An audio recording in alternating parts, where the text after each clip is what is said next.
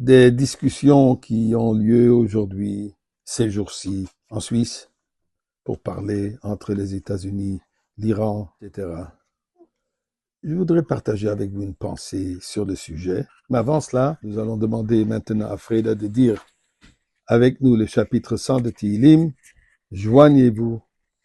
Freda, commence. Mizmar l'Sayda Hariu l'Adonai Kal Haaretz Ivdu Es Adonai B'Simcha Bayu Lefanav bin Birnana De'u Ki Adonai Hu Elohim Hu Asa V'lai Anachnu Amai V'tzayin Mar Isai Bayu Shara B'Sayda Chatzirasav B'Sehila Haidu Lai Baruch Shmai Ki Taiv Adonai Lailam Chasei V'ad Dar V'dar Emin Asai. Et de la tzedaka, comme je disais, les gros titres de l'actualité, remplis d'articles sur la reprise des négociations entre les États-Unis, l'Iran, les médiateurs. Plusieurs parmi nous sont très concernés et craignent où est-ce que ça va amener. Comment ça va affecter Eretz Israël, la sécurité d'Eretz Israël, puisque finalement, la majorité des joueurs dans toute cette situation ne sont pas nécessairement nos meilleurs amis. Alors, je ne prétends pas être un expert dans la politique. Je n'ai pas de vue prophétique. Mais ce que je sais, c'est que le Alter Rebbe nous dit que nous devons toujours vivre avec le temps. Et il explique. Ça ne veut pas dire vivre avec les journaux, ça ne veut pas dire avec les manchettes, ça ne veut pas dire vivre avec les nouvelles, ça veut dire tout simplement vivre avec la paracha de la semaine. La section de la Torah que nous lisons et étudions durant cette semaine. L'Ashgacha Pratit, providence divine, cette semaine, nous avons deux parshiot, Chukat et Balak. Brièvement pour expliquer, il y a quelques semaines, on a fêté la fête de Shavuot.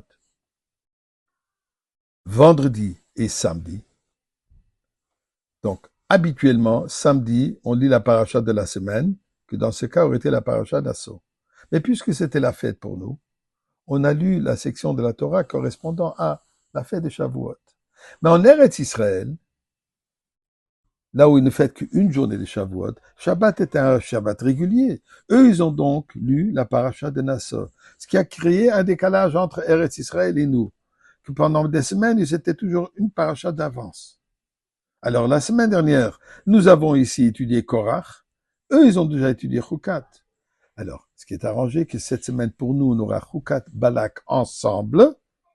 En Eretz Israël, ils auront seulement Balak, mais de là, on redevient sur la même longueur d'onde, comme pour dire. Alors, regardons un peu ce que la paracha Chukat nous enseigne, et je crois, un message tellement pertinent, tellement clair pour nous aujourd'hui. Chukat, comme on a discuté les derniers 2 jours, la Torah nous enseigne la mitzvah de la vache rousse. Une mitzvah que Shlomo HaMelech dit, je ne la comprends pas. Shlomo HaMelech, l'homme le plus intelligent, il dit, ceci je comprends pas. Ça nous dépasse.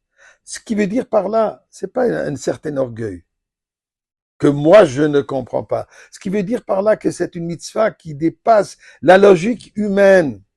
C'est une mitzvah qui est complètement ancrée dans une logique qui nous dépasse. C'est la logique absolue de Dieu. Ce que ça nous dit aussi, cette mitzvah que Dieu nous donne, ça représente un lien entre Dieu et nous qui dépasse toute logique. Eh bien, mes chers amis, est-ce que logiquement nous existons? Est-ce que ça a un sens qu'un peuple qui n'est une fraction d'un pourcentage de l'humanité, entouré des ennemis du monde entier? Et c'est pas d'aujourd'hui, depuis 2 millénaires et même bien avant cela. Mais ça fait 2 millénaires que nous sommes en exil. Et malgré tous ces dangers, nous sommes là. Le message, il est clair. Notre cher ami Trump, qu'il ne se proclame pas en pensant que c'est grâce à lui que nous existons. Merci Trump pour tout ce que tu as fait et tu feras pour Am Israël. Mais notre existence ne dépend pas de toi et de personne d'autre. Ceci ne dépend que d'Akadosh Baruch Hu, qui dépasse toute logique. Ça, c'est le message Chukat. engravé, gravé dans cette certitude de ce lien absolu dans ce voyage que nous arrivons à la fin, à la Goula avec Mashiach.